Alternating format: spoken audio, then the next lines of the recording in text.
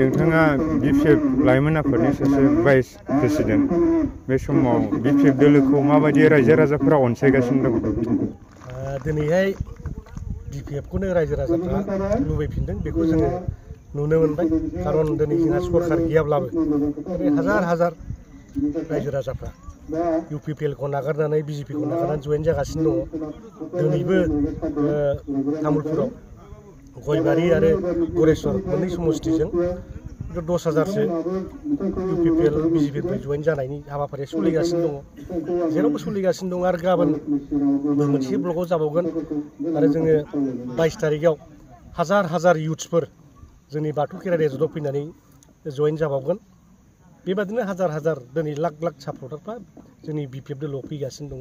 दा बिनिफ्राय जों हमनो हायो फैबाय थानाय जे 2024नि MP इलेक्सन बेवहाय जों गोरलैयैनो देरहालांनो हागोन आरो 2025आव जोङो हयथ' 40टा समष्टि बा 60टा समष्टि जेखि जाया मानो जों बेवहाय मोनसे लार्जार मेजरिटि लानानै जों सरकार दानो हागोन बेखौ निर्घात दिनै बुंनो हायो।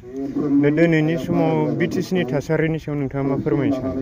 BTC-नि थासारिथ' बै 17 बोसोराव जेबायदि BTC दंमोन दिनै थारिखआव बेखौ नुनो मोननाय जायाखिसै। खारन बेवहाय जे पावार एन्ड फांसन्सनि बाथ्रा बुंदों दा बेवहाय 16टा डिपार्टमेन्टखौ अलरेडि लांखाबाय। बेखौ दा DC-आ मनिटरिं खालामनानै स्टेट गभर्नमेन्टनि रिपर्ट होयो। दा बिनि रिपर्टिंआ थ्रु प्रिन्सिपाल सेक्रेटारि जाला दा उल्टा मा जागासिनो दं जों खोनानायाव जों नुनायाव CST-फोरखौ उल्टा DC-फ्रासो लेंहरनानै मिटिं खालामबाय थादों। खिन्थु मोनसे डिपार्टमेन्ट काउन्सिलनि हेड डिपार्टमेन्ट हिसाबै DC-निफ्राय CST-फ्रासो बांसिन पावार थानांगौ। नाथाय उल्टा DC-आसो दा गावनि अफिसाव लेंहरनानै मिटिं खालामबाय थानाय। बे डेट मिन्स बुजिबाय माने गासिबो टटेल पावारा DC-नि कन्ट्रलाव फैबाय। जे जिनिसा मोनसे सेपारेट स्टेटब्लासो DC-फोरनाव टटेल पावारा कन्ट्रल थायो ल' एन्ड अर्डार सिटुएसननिफ्राय गासिबो आराम्भ खालामनानै। दा खिन्थु दिनै बेखौ नुनो मोननाय जायाखिसै। माने BTC सुक्तिया BTR सुक्तिनि गेजेरजों स्क्रेप जाबाय। माने बे BTC सुक्तिया फरफिट जाबाय बे रोखा जाबाय बेखौ दिनै नुनो मोनबाय।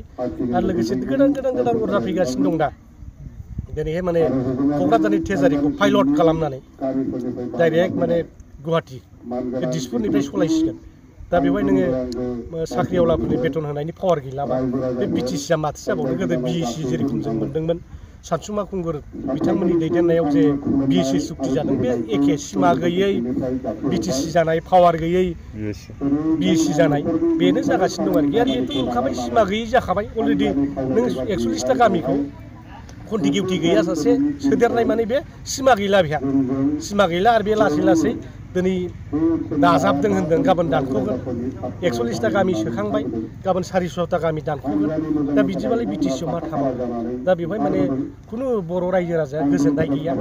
दा बेनिखायनो जोङो दिनै BPF दोलोआ मोनसे सांग्रांथि लाबोदों रायजो राजाफोरनि गेजेराव जाहाथे जों BTC-खौ रिभाइभ खालामफिननो हायो।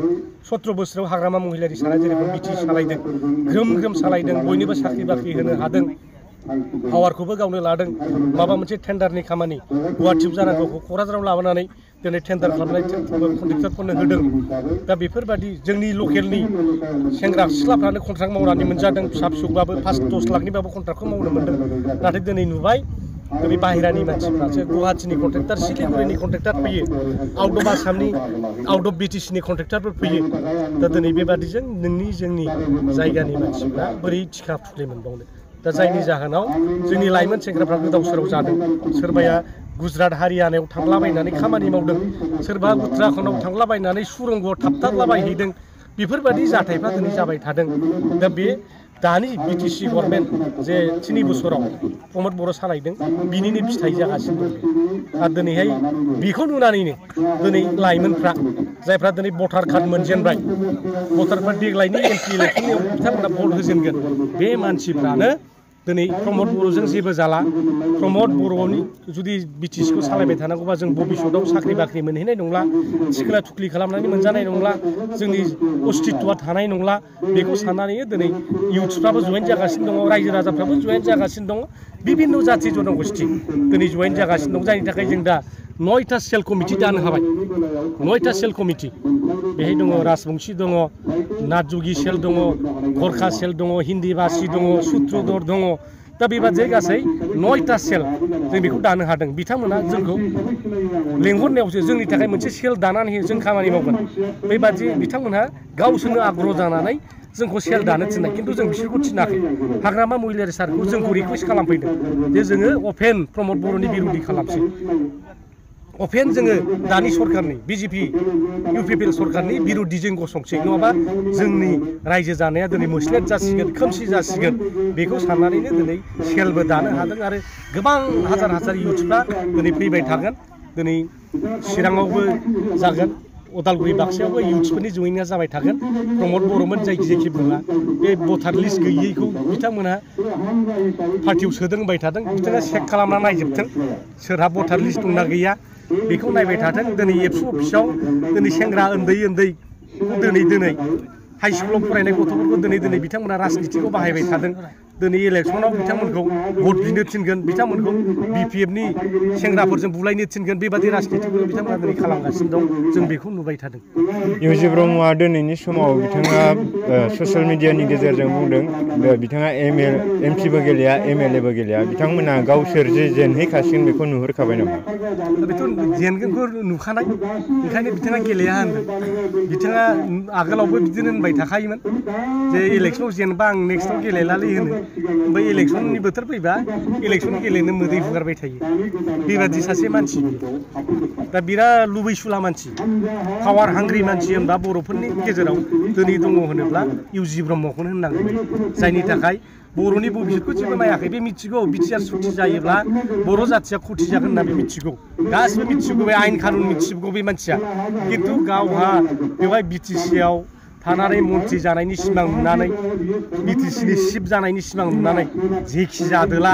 माबा मोनसे एग्रिमेन्ट खालामाबा बिपिएफखौ जों फेजेननो हानाय नंला बेबादिनो उरखाव गोरानि गासिबो मन्थ्रआव प्रमद बर'नि मन्थ्रआव बिसोर मानसि सानैनि दिनै बे मेयर फागाव गोग्लैनानैनो गासिबो एबसु लिडारफोर गासिबो दिनै जोंनि गोरों गोराफ्राबो दिनै आनलिड जाहैदों जे भबिसतआ मा जागोन बेखौ नुनाखै आरोखि दा बेवहायनो बिथांमोना दिनै बर' जाथिखौ चेन्ज खालामबाय बर' हारिया दिनै बिथांमोनखौ मा टाइटेल होगोन आं मिथिया खिन्थु जोलैनि हांगाराव बिथांमोनाबो गोग्लैफागोन आं बेखौ दिनै दाबि खालामनो लुबैयो बिथाङा जे आसामनि सासे केबिनेट मन्थ्रि जानानै बिथाङा केबिनेटआव बुंनो नागारै फेसबुकआवसो माबा माबि दोनि लिरफैयो बिनि सायाव नोंथाङा मा बुंगोन बे सासे लिरग्रा मानसि सासे राइटार बिथाङा रायथाइ खन्थाइ लिरनो मोजां मोनो एसे लिरनो मोजां मोनो दा बे हिसाबै बे हुदाया दङ लिरबाय थागोन आरो बिथांनि जे केपासिटि दिनै नुबाय जोङो बिथांखौ एबसुनि नेता जाबाय थानाय समाव बिराद पावारफुल नेता नुदोंमोन आरो बिथाङा एमपि जाबाय थादों बिराद पावारफुल नेता नुदोंमोन नाथाय दिनै बिथाङा जेब्लानाखि मन्थ्रि बिबान मोनो जोंनि बर' जाथिनि थाखाय जेबो मावनो हायाखिसै बर' जाथिखौ बिथाङा दिनै वान बाय वान फाननानै जागासिनो दङ आरो बिथाङा दिनै केबिनेट मन्थ्रि जाहैनानै बड'लेण्ड वेलफेयार डिपार्टमेन्ट दाना होनानै गावसो उल्था दिनैहाय बड'लेण्ड वेलफेयार डिपार्टमेन्ट माने बिटिसिनि चिफ इनडाइरेक्टलि माने बिनि कन्ट्रल थाखायो नालाय वेलफेयार डिपार्टमेन्टआ बे नालाय दा बिथाङा गाव चिफ जानायनि सिमांखौ दिनै डाइरेक्ट हायाखै प्रमद बर'खौ डाइरेक्ट गाख्लायनो इनडाइरेक्टलि बड'लेण्ड वेलफेयार डिपार्टमेन्ट बानायनानै दा प्रमद बर'खौ गावनि आथिङाव दोननानै सालायगासिनो दङ आरो बिटिसिनि पावारखौ बन्द' होयै होयै मोनसेनिफ्राय मोनसे दिनैहाय पावार लांबाय बेथन होनायनि पावारखौबो लांजोबसै गाबोन हा हुनि खाजोनाखौबो लांजोबगोन बेबादिनो जेखि जाया मोनसेबो पावार थाहैनाय नङा बिटिसिया जेबो थाहैनाय नङा बे रोखा जाखागोन